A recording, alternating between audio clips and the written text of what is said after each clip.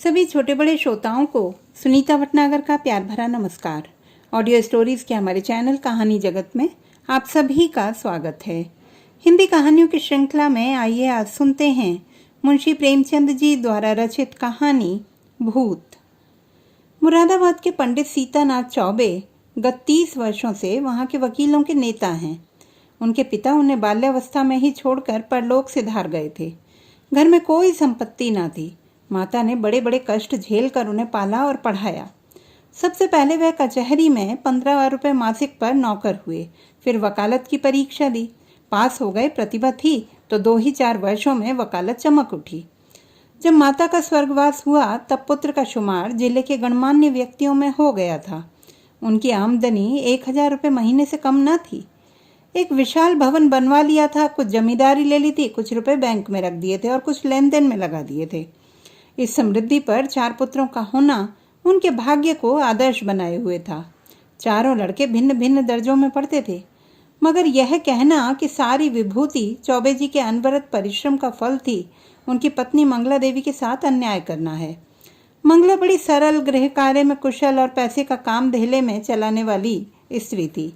जब तक अपना घर ना बन गया उसने 3 रुपये महीने से अधिक का मकान किराए पर नहीं लिया, और रसोई के लिए मिश्राइन तो उसने अब तक ना रखी थी। उसे अगर कोई व्यसन था तो गहनों का, और चौबे जी को भी अगर कोई व्यसन था तो स्त्री को गहने पहनाने का। वह सच्चे पत्नी परायण मनुष्य थे। साधारणतः महफिलों में वैश्यों से हंसी मजाक कर लेना उतना बुरा नहीं समझा जाता था, पर पंडित जी अपने जीवन में कभी नाच गाने की महफिल में गए ही नहीं। 5 बजे तड़के से लेकर रात 12 बजे तक उनका व्यसन, मनोरंजन, पढ़ना लिखना, अनुशीलन, जो कुछ था कानून था। न उन्हें राजनीति से प्रेम था न जाति सेवा से। ये सभी काम उन्हें व्यर्थ से जान पड़ते थे। उनके विचार में अगर कोई काम करने लायक था तो बस कचहरी जाना, बहस करना, रुपए जमा करना और भोजन करके सो रहना। जैसे वेदांती को ब्रह्मा के अतिरिक्त जगत मिथ्या जान पड़ता है, वैसे ही चौबे जी को कानून के सिवा सारा संसार मिथ्या प्रतीत होता था। सब माया थी, एक कानून ही सत्य था। चौबे जी के मुखचंद्र में केवल एक कला की कमी थी, उनकी कोई कन्या न थी। पहलौठी कन्या के बाद फिर कन्या हुई ही नहीं, और न अब होने की ही आशा थी। स्त्री और पुरुष दोनों उस कन्या को याद करके रोया करते थे। लड़कियां बचपन में लड़कों से ज़्यादा चौंचले करती हैं। उन चौंचलों के लिए दोनों प्राणी विकल रहते। माँ सोचती लड़की होती तो उसके लिए गहने बनवाती, उसके बाल गूंथती। लड़की पैंजनियाँ पहने हुए ठुमक ठुमक आंगन में चलती तो कितना आनंद आता। चौबे जी सोचते कन्यादान के बिना मोक्ष कैसे होगा। कन्यादान महादान है, जिसने यह दान न दिया उसका जीवन ही व्यर्थ गया। आखिर यह लालसा इतनी प्रबल हुई कि मंगला ने अपनी छोटी बहन को बुलाकर कन्या की भांति पालने का निश्चय किया। उसके माँ बाप निर्धन थे, राजी हो गए। यह बालिका मंगला की सौतेली माँ की कन्या थी। बड़ी सुंदर और बड़ी चंचल थी। नाम था बिन्नी। चौबे जी का घर उसके आने से खिल उठा। 2-4 ही दिनों में लड़की अपने माँ बाप को भूल गई। उसकी उम्र तो केवल 4 वर्ष की थी, पर उसे खेलने की अपेक्षा कुछ काम करना अच्छा लगता था। मंगला रसोई बनाने जाती तो बिन्नी उसके पीछे पीछे जाती, उससे आटा गूंदने के लिए झगड़ा करती। तरकारी काटने में उसे बड़ा मजा आता। जब तक वकील साहब घर पर रहते तब तक उनके साथ दीवान खाने में बैठी रहती। कभी किताब उलटती, कभी दवात कलम से खेलती। चौबे जी मुस्कुराकर कहते, बेटी मार खाओगी। बिन्नी कहती, तुम मार खाओगे, मैं तुम्हारे कान काट लूँगी, जूजू को बुलाकर पकड़ा दूंगी। इस पर दीवान खाने में खूब कह कहे उड़ते। वकील साहब कभी इतने बाल्य वत्सल न थे। जब बाहर से आते तो कुछ न कुछ सौगात बिन्नी के वास्ते जरूर लाते, और घर में कदम रखते ही पुकारते, बिन्नी बेटी चलो। बिन्नी दौड़ती हुई आकर उनकी गोद में बैठ जाती। मंगला एक दिन बिन्नी को लिए बैठी थी। इतने में पंडित जी आ गए। बिन्नी दौड़कर उनकी गोद में जा बैठी। पंडित जी ने पूछा, तू किसकी बेटी है? बिन्नी, ना बताऊंगी। मंगला, कह दे बेटा, जीजी की बेटी हूँ। पंडित, तू मेरी बेटी है बिन्नी कि इनकी? बिन्नी, ना बताऊंगी। पंडित, अच्छा हम लोग आंखें बंद किए बैठे हैं। बिन्नी जिसकी बेटी होगी उसकी गोद में बैठ जाएगी। बिन्नी उठी और फिर चौबे जी की गोद में बैठ गई। पंडित, मेरी बेटी है, मेरी बेटी है, अब ना कहना कि मेरी बेटी है। मंगला, अच्छा जाओ बिन्नी, अब तुम्हें मिठाई ना दूंगी, गुड़िया भी ना मंगा दूंगी। बिन्नी, भैया जी मंगवा देंगे, तुम्हें ना दूंगी। वकील साहब ने हंसकर बिन्नी को छाती से लगा लिया और गोद में लिए हुए बाहर चले गए। वह अपने इष्ट मित्रों को भी इस बाल क्रीड़ा का रसास्वादन कराना चाहते थे। आज से जो कोई बिन्नी से पूछता कि तू किसकी बेटी है, बिन्नी चट कह देती, भैया की। एक बार बिन्नी का बाप आकर उसे अपने साथ गांव ले गया। बिन्नी ने रो रो कर दुनिया सिर पर उठा ली। इधर चौबे जी का भी दिन काटना कठिन हो गया। 1 महीना भी न गुजरने पाया था कि वह फिर ससुराल गए और बिन्नी को लिवा लाए। बिन्नी अपने माता पिता को भूल गई। वह चौबे जी को अपना बाप और मंगला को अपनी माँ समझने लगी थी। जिन्होंने उसे जन्म दिया था वे अब गैर हो गए। कई साल गुजर गए। वकील साहब के बेटों के विवाह हुए। उनमें से 2 अपने बाल बच्चों को लेकर अन्य जिलों में वकालत करने चले गए। 2 कॉलेज में पढ़ते थे। बिन्नी भी कली से फूल हुई। ऐसी रूप गुण शील वाली बालिका बिरादरी में और न थी। पढ़ने लिखने में चतुर, घर के काम धंधों में कुशल, बूटे कसीदे और सीने पिरोने में दक्ष, पाक कला में निपुण, मधुर भाषिणी, लज्जाशीला, अनुपम रूप की राशि। अंधेरे घर में उसके सौंदर्य की दिव्य ज्योति से उजाला होता था। उषा की लालिमा में, ज्योत्सना की मनोहर छटा में, खिले हुए गुलाब के ऊपर सूर्य की किरणों से चमकते हुए तुषार बिंदु में भी वह प्राणप्रद सुषमा और वह शोभा न थी। श्वेत हेम मुकुटधारी पर्वत में भी वह शीतलता न थी जो बिन्नी अर्थात विंध्येश्वरी के विशाल नेत्रों में थी। चौबे जी ने बिन्नी के लिए सुयोग्य वर खोजना शुरू किया। लड़कों की शादियों में दिल का अरमान निकाल चुके थे। अब कन्या के विवाह में हौसले पूरा करना चाहते थे। धन लुटाकर कीर्ति पा चुके थे। अब दान दहेज में नाम कमाने की लालसा थी। बेटे का विवाह कर लेना आसान है, पर कन्या के विवाह में आबरू निभाह ले जाना कठिन है। नौका पर सभी यात्रा करते हैं। जो तैर कर नदी पार करे वही प्रशंसा का अधिकारी है। धन की कमी न थी। अच्छा घर और सुयोग्य वर मिल गया। जन्म पत्र मिल गए, बनावट बन गया। फलदान और तिलक की रस्में भी अदा कर दी गईं। पर हाय रे दुर्दैव, कहाँ तो विवाह की तैयारी हो रही थी। द्वार पर दर्जी, सुनार, हलवाई सब अपना अपना काम कर रहे थे। कहाँ निर्दय विधाता ने और ही लीला रच दी। विवाह के 1 सप्ताह पहले मंगला अनायास बीमार पड़ी। 3 ही दिन में अपने सारे अरमान लिए हुए परलोक सिधार गई। संध्या हो गई थी। मंगला चारपाई पर पड़ी हुई थी। बेटे, बहुएं, पोते पोतियां सब चारपाई के चारों ओर खड़े थे। बिन्नी पैताने बैठी मंगला के पैर दबा रही थी। मृत्यु के समय की भयंकर निस्तब्धता छाई हुई थी। कोई किसी से न बोलता था। दिल में सब समझ रहे थे कि क्या होने वाला है। केवल चौबे जी वहां न थे। सहसा मंगला ने इधर उधर इच्छापूर्ण दृष्टि से देखकर कहा, जरा उन्हें बुला दो, कहाँ हैं? पंडित जी अपने कमरे में बैठे रो रहे थे। संदेश पाते ही आंसू पहुँचते हुए घर में आए और बड़े धैर्य के साथ मंगला के सामने खड़े हो गए। डर रहे थे कि मेरी आंखों से आंसू की एक बूंद भी निकली तो घर में हाहाकार मच जाएगा। मंगला ने कहा, एक बात पूछती हूँ, बुरा न मानना, बिन्नी तुम्हारी कौन है? पंडित, बिन्नी कौन है? मेरी बेटी है, और कौन? मंगला, हाँ, मैं तुम्हारे मुंह से यही सुनना चाहती थी। उसे सदा अपनी बेटी समझते रहना। उसके विवाह के लिए मैंने जो जो तैयारियां की थीं उनमें कुछ काट छांट मत करना। पंडित, इसकी कुछ चिंता ना करो। ईश्वर ने चाहा तो उससे कुछ ज़्यादा धूमधाम के साथ विवाह होगा। मंगला, उसे हमेशा बुलाते रहना, 30 त्योहार में भी कभी मत भूलना। पंडित, इन बातों की मुझे याद दिलाने की ज़रूरत नहीं है। मंगला ने कुछ सोचकर फिर कहा, इसी साल विवाह कर देना। पंडित, इस साल कैसे होगा? मंगला, यह फागुन का महीना है, जेठ तक लगन है। पंडित, हो सकेगा तो इसी साल कर दूंगा। मंगला, हो सकने की बात नहीं, जरूर कर देना। पंडित, कर दूंगा। इसके बाद गोदान की तैयारी होने लगी। बुढ़ापे में पत्नी का मरना बरसात में घर का गिरना है, फिर उसके बनने की आशा नहीं होती। मंगला की मृत्यु से पंडित जी का जीवन अनियमित और विशृंखल सा हो गया। लोगों से मिलना जुलना छूट गया। कई कई दिन कचहरी ही ना जाते, और जाते भी तो बड़े आग्रह से। भोजन से अरुचि हो गई। विंध्येश्वरी उनकी दशा देख देख दिल में कुड़ती और यथासाध्य उनका दिल बहलाने की चेष्टा किया करती थी। वह उन्हें पुराणों की कथाएं बढ़कर सुनाती, उनके लिए तरह तरह की भोजन सामग्री पकाती और उन्हें आग्रह अनुरोध के साथ खिलाती थी। जब तक वह न खा लेते थे आप कुछ न खाती थी। गर्मी के दिन थे ही। रात को बड़ी देर तक उनके पैताने बैठी पंखा झला करती, और जब तक वह सो न जाते तब तक आप भी सोने न जाती। वह जरा भी सिरदर्द की शिकायत करते तो तुरंत उनके सिर में तेल डालती। यहाँ तक कि रात को जब उन्हें प्यास लगती तब खुद दौड़कर आती और उन्हें पानी पिलाती। धीरे धीरे चौबे जी के हृदय में मंगला केवल एक सुख की स्मृति बनकर रह गई। एक दिन चौबे जी ने बिन्नी को मंगला के सब गहने दे दिए। मंगला का यह अंतिम आदेश था। बिन्नी फूली न समाई।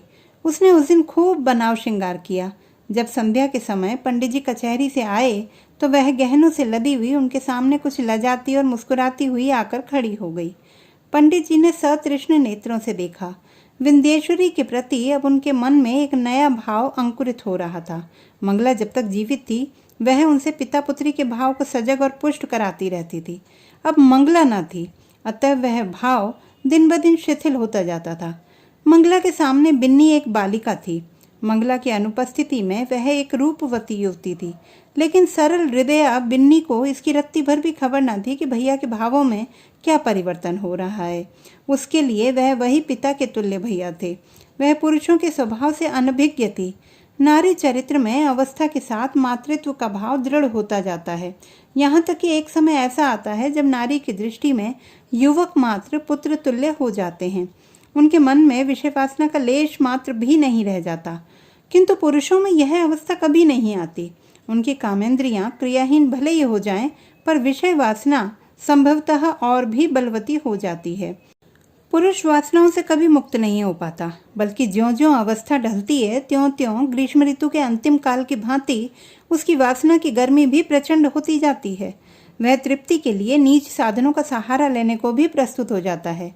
जवानी में मनुष्य इतना नहीं गिरता, उसके चरित्र में गर्व की मात्रा अधिक रहती है। जो नीच साधनों से घृणा करता है वह किसी के घर में घुसने के लिए जबरदस्ती कर सकता है, किंतु परनाले के रास्ते नहीं जा सकता।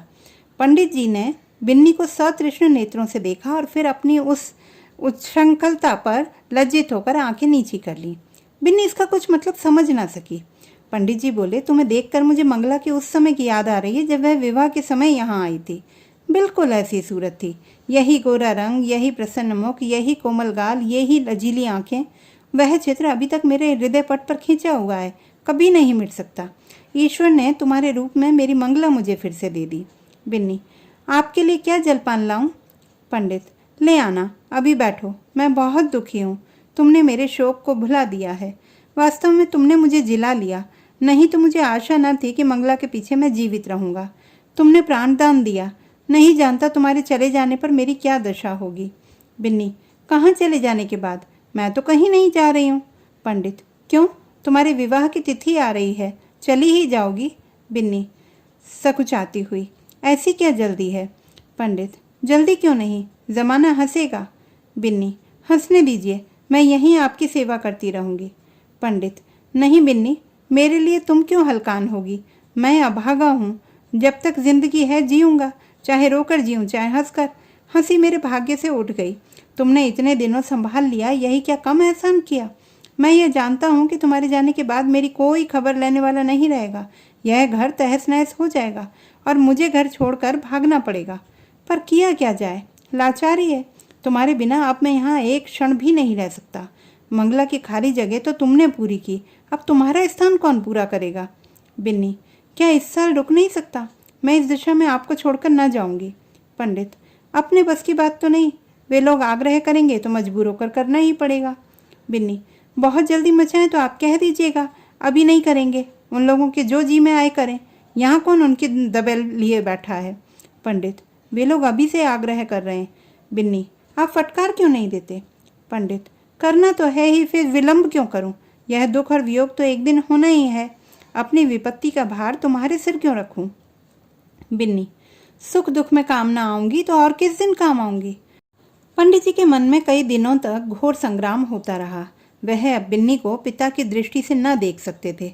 बिन्नी अब मंगला की बहन और उनकी साली थी। जमाना हंसेगा तो हंसे, जिंदगी तो आनंद से गुजरेगी।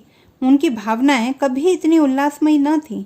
उन्हें अपने अंगों में फिर जवानी की स्फूर्ति का अनुभव हो रहा था। वह सोचते, बिन्नी को मैं अपनी पुत्री समझता था, पर वह मेरी पुत्री है तो नहीं। इस तरह समझने से क्या होता है? कौन जाने ईश्वर को यही मंजूर हो, नहीं तो बिन्नी यहाँ आती ही क्यों? उसने इसी बहाने से यह संयोग निश्चित कर दिया होगा। उसकी लीला तो अपरंपार है। पंडित जी ने वर के पिता को सूचना दे दी कि कुछ विशेष कारणों से इस साल विवाह नहीं हो सकता। विंध्येश्वरी को अभी तक कुछ खबर न थी कि मेरे लिए क्या क्या षड्यंत्र रचे जा रहे हैं। वह खुश थी कि भैया जी की सेवा कर रही हूँ और भैया जी मुझसे प्रसन्न हैं। बहन का इन्हें बड़ा दुख है। मैं न रहूँगी तो यह कहीं चले जाएंगे, कौन जाने साधु सन्यासी ना हो जाए। घर में कैसे मन लगेगा? वह पंडित जी का मन बहलाने का निरंतर प्रयत्न करती रहती थी, कभी उन्हें मन मारे न बैठने देती। पंडित जी का मन अब कचहरी में न लगता था। घंटे 2 घंटे बैठकर चले आते थे। युवकों के प्रेम में विकलता होती है और वृद्धों के प्रेम में श्रद्धा। वे अपनी यौवन की कमी को खुशामद से, मीठी बातों से और हाजिर जवाबी से पूर्ण करना चाहते हैं। मंगला को मरे अभी 3 ही महीने गुजरे थे कि चौबे जी ससुराल पहुंचे। सास ने मुँह मांगी मुरादी पाई। उसके 2 पुत्र थे, घर में कुछ पूंजी न थी। उनके पालन और शिक्षा के लिए कोई ठिकाना नजर न आता था। मंगला मर ही चुकी थी। लड़की का ज्यों ही विवाह हो जाएगा वह अपने घर की ओर रहेगी, फिर चौबे जी से नाता ही टूट जाएगा। वह इसी चिंता में पड़ी हुई थी कि चौबे जी पहुंचे, मानो देवता स्वयं वरदान देने आए हों। जब चौबे जी भोजन करके लेटे तो सास ने कहा, भैया कहीं बातचीत हुई कि नहीं? पंडित, अम्मा अब मेरे विवाह की बातचीत क्या होगी? सास, क्यों भैया, अभी तुम्हारी उम्र ही क्या है? पंडित, करना भी चाहूँ तो बदनामी के डर से नहीं कर सकता, फिर मुझे पूछता ही कौन है? सास, पूछने को हजारों हैं, दूर क्यों जाओ, अपने ही घर में लड़की बैठी है। सुना है तुमने मंगला के सब गहने बिन्नी को दे दिए हैं। कहीं और विवाह हुआ तो ये कई हजार की चीज़ें तुम्हारे हाथों से निकल जाएंगी। तुमसे अच्छा घर में कहाँ पाऊंगी? तुम उसे अंगीकार कर लो तो मैं तर जाऊं। अंधा क्या मांगे 2 आंखें। चौबे जी ने मानो विवश होकर सास की प्रार्थना स्वीकार कर ली। बिन्नी अपने गांव के कच्चे मकान में अपनी माँ के पास बैठी हुई थी। अब की चौबे जी ने उसकी सेवा के लिए एक लौंडी भी साथ कर दी है। विंध्येश्वरी के दोनों छोटे भाई विस्मित हो होकर उसके आभूषणों को देख रहे हैं। गांव की और कई स्त्रियां उसे देखने आई हुई हैं। उसके रूप लावण्य का विकास देखकर चकित हो रही हैं। यह वही बिन्नी है जो यहाँ मोटी फरिया पहने खेला करती थी। रूप रंग कैसा निखर आया है, सुख की देह है ना। जब भीड़ कम हुई, एकांत हुआ तो माता ने पूछा, तेरे भैया जी तो अच्छी तरह है ना बेटी? यहाँ आए थे तो बहुत दुखी थे। मंगला का शोक उन्हें खाए जाता है। संसार में ऐसे मर्द भी होते हैं जो स्त्री के लिए प्राण दे देते हैं। नहीं तो यहाँ स्त्री मरी और चट दूसरा ब्याह रचाया गया, मानो मनाते रहते हैं कि यह मरे तो नई नवेली बहू घर लाएं। विंध्य, उन्हें याद करके रोया करते हैं। चली आई हूँ, न जाने कैसे होंगे। माता, मुझे तो डर लगता है कि तेरा ब्याह हो जाने पर कहीं घबराकर साधु फकीर ना हो जाएं। विंध्या, मुझे भी यही डर लगता है, इसी से मैंने कह दिया है कि अभी जल्दी क्या है। माता, जितने ही दिन तुम उनकी सेवा करोगी उतना ही उनका स्नेह बढ़ेगा और तुम्हारे जाने से उन्हें उतना ही दुख भी अधिक होगा। बेटी, सच तो यह है कि वह तुम्ही को देखकर जीते हैं। इधर तुम्हारी डोली उठी और उधर उनका घर सत्यानाश हुआ। मैं तुम्हारी जगह होती तो उन्हीं से ब्याह कर लेती। विंध्य, ए हटो अम्मा, गाली देती हो। उन्होंने मुझे बेटी करके पाला है और मैं भी उन्हें पिता। चुप रह पगली, कहने से क्या होता है? विंध्य, अरे सोच तो अम्मा, कितनी बेढंगी बात है। माता, मुझे तो इसमें कोई बेढंगापन नहीं देख पड़ता। क्या कहती हो अम्मा? उनसे मेरा, मैं तो लाज के मारे मर जाऊं, उनके सामने तक न जा सकूं। वह कभी भी ना मानेंगे। मानने की बात भी तो हो कोई। माता, उनका जिम्मा मैं लेती हूँ, मैं उन्हें राजी कर लूँगी, तू राजी हो जा। याद रख, यह कोई हंसी खुशी का ब्याह नहीं है। उनकी प्राण रक्षा की बात है, जिसके सिवा संसार में हमारा और कोई नहीं है। फिर अभी उनकी कुछ ऐसी उम्र भी तो नहीं है, 50 से 2 ही 4 साल ऊपर होंगे। उन्होंने एक ज्योतिषी से पूछा भी था, उसने उनकी कुंडली देखकर बताया है कि आपकी ज़िंदगी कम से कम 20 वर्ष की और है। देखने सुनने में भी वह 100-200 में से एक आदमी है।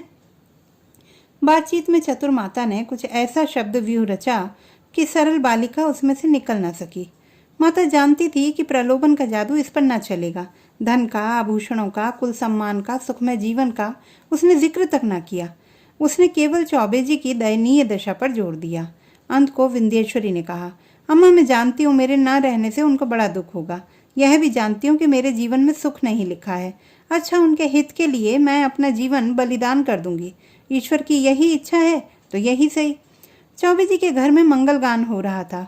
विंध्येश्वरी आज वधू बनकर इस घर में आई है। कई वर्ष पहले वह चौबे जी की पुत्री बनकर आई थी। उसने कभी स्वप्न में भी ना सोचा था कि मैं एक दिन इसी घर की स्वामिनी बनूंगी। चौबे जी की सज धज आज देखने योग्य है।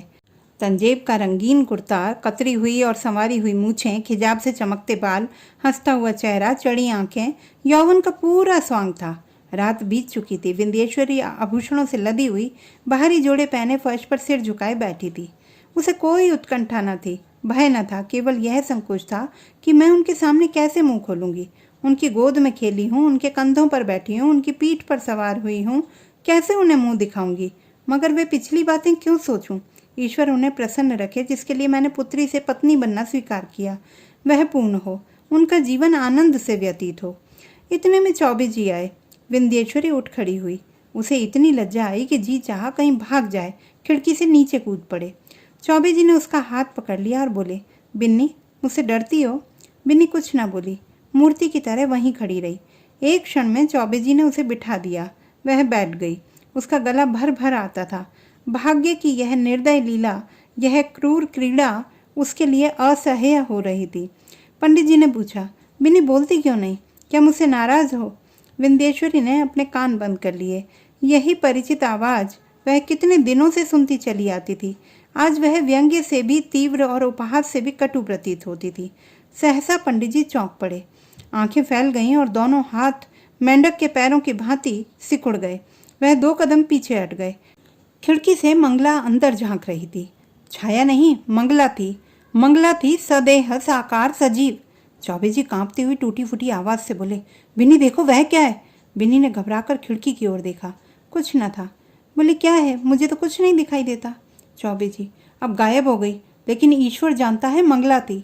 बहन? हाँ हाँ वही, खिड़की से अंदर झांक रही थी। मेरे तो रोए खड़े हो गए।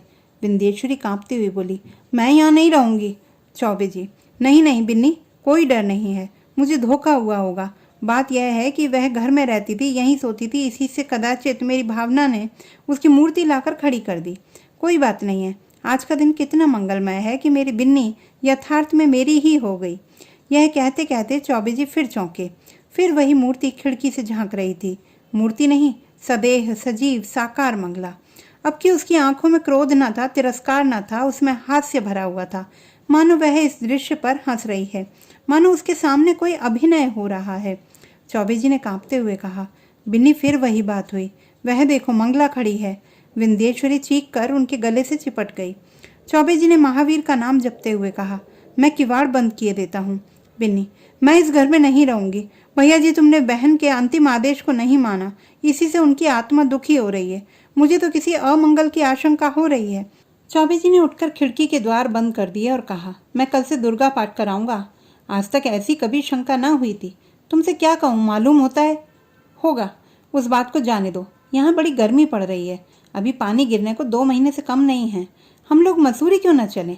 विंध्य, मेरा तो कहीं जाने का जी नहीं चाहता। कल से दुर्गा पाठ जरूर कराना। मुझे अब इस कमरे में नींद ना आएगी। पंडित, ग्रंथों में तो यही देखा है कि मरने के बाद केवल सूक्ष्म शरीर रह जाता है। फिर समझ में नहीं आता यह स्वरूप क्यों कर दिखाई दे रहा है। मैं सच कहता हूँ बिन्नी, अगर तुमने मुझ पर यह दया न की होती तो मैं कहीं का ना रहता। शायद इस वक्त मैं बद्रीनाथ के पहाड़ों पर सिर टकराता होता, या कौन जाने विष खाकर प्राणांत कर चुका होता। विंध्य, मसूरी में किसी होटल में ठहरना पड़ेगा। पंडित, नहीं, मकान भी मिलते हैं। मैं अपने एक मित्र को लिखे देता हूँ, वह कोई मकान ठीक कर रखेंगे वहाँ।